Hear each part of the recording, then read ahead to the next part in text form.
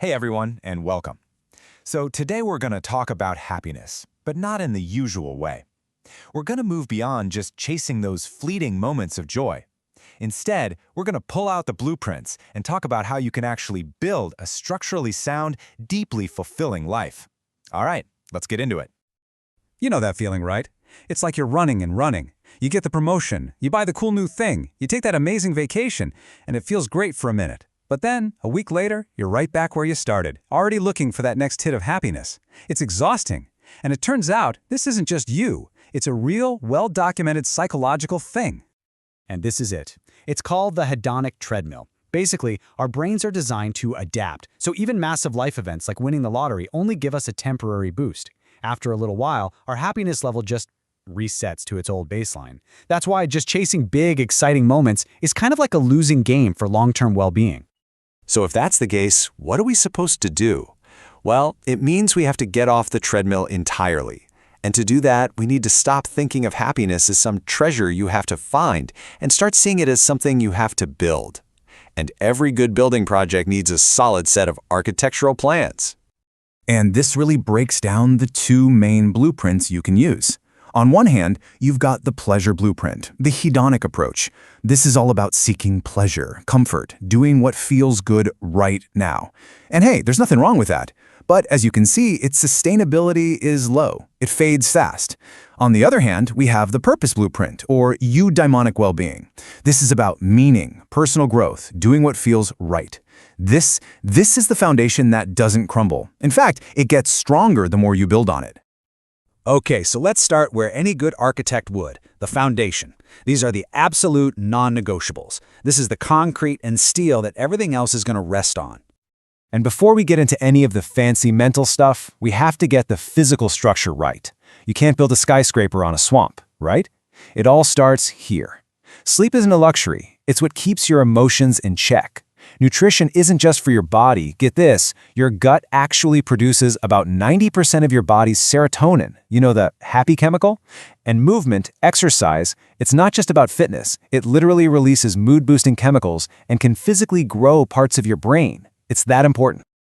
Now, here's a fact that just might blow your mind. When researchers looked at what predicts a long, healthy, and happy life, you know what was more important than IQ? More important than social class?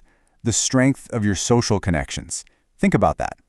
This idea of social fitness, actively working on and maintaining your relationships, it's pretty much the most powerful emotional support system you can possibly build.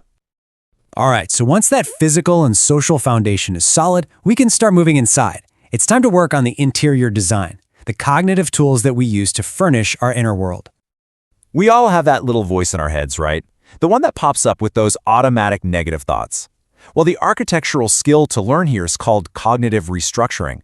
It's not about just ignoring that voice, it's about questioning it. Look at the shift here. Instead of just accepting I'm going to fail, you stop and ask, wait a second, is this thought based on facts or is it just a feeling? You know what? I can handle this if I just try my best. Practicing this builds some serious mental resilience. Hey, remember that treadmill we were talking about earlier? The one where we just get used to all the good stuff? Well, here is your single most powerful tool for slowing that thing way down. Gratitude. When you intentionally focus on what you're thankful for, you're actively fighting your brain's tendency to take things for granted. It literally starts to rewire your neural pathways to notice the positive, which can keep your whole happiness baseline a little bit higher. I love this one. This is a brilliant technique for squeezing way more joy out of the life you already have. It's called savoring, and it basically lets you triple dip into any good experience. First, you enjoy it before it even happens, through anticipation. Then you appreciate it while it's happening, by really tuning into all the details. And finally, you get to relive it all over again through reminiscing. It's such a simple way to amplify joy. And that leads us to this incredible state of mind called flow. You know that feeling when you're so absorbed in something, maybe it's playing music or a sport or even deep work, that time just seems to melt away? That's flow. It's that sweet spot where a challenge meets your skill level and all that self-conscious chatter in your head just disappears. The great psychologist Mihaly Csikszentmihalyi put it perfectly. It's all about taking control over the contents of our consciousness. It's an amazing feeling. Okay, we've poured the foundation. We've designed the interior. Now it's time for the final and maybe the most important part of the whole structure, the roof, the part that gives everything underneath it a sense of meaning and purpose. So accomplishment can feel really good, but that feeling only lasts when it's tied to something deeper. This slide lays out the path perfectly. First, you have to know what you stand for, what your core values are. Then you set goals that actually line up with those values. When you achieve those goals, the feeling you get isn't just fleeting pride, it's a deep, authentic fulfillment. Now, here's a beautiful little paradox for you. One of the best ways to build your own happiness is to help other people. And why is that? Well, because being altruistic directly feeds our most fundamental psychological needs. It gives us a sense of choice or autonomy. It makes us feel effective and capable. That's competence. And it deepens our connections with others, which is relatedness. It really is a win-win.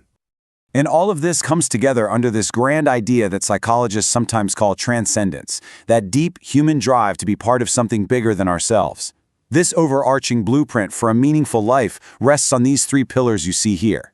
Coherence, feeling like your life story makes sense. Significance, the belief that you matter and what you do counts. And purpose, having a direction, a reason to get up in the morning. So when we pull back and look at this whole structure we've been designing, the core message is crystal clear. Happiness isn't a destination you arrive at. It's not something you just find one day. It's an architecture. It's something you build, piece by piece, day by day, with skill, intention, and the right set of blueprints. And that, of course, brings it all back to you and your own project. Looking at all of these different pieces, from your sleep and your friendships to practicing gratitude and finding your purpose, the big question isn't how you're supposed to do all of it at once. It's much simpler. What's the first brick you're going to lay? What will you build first?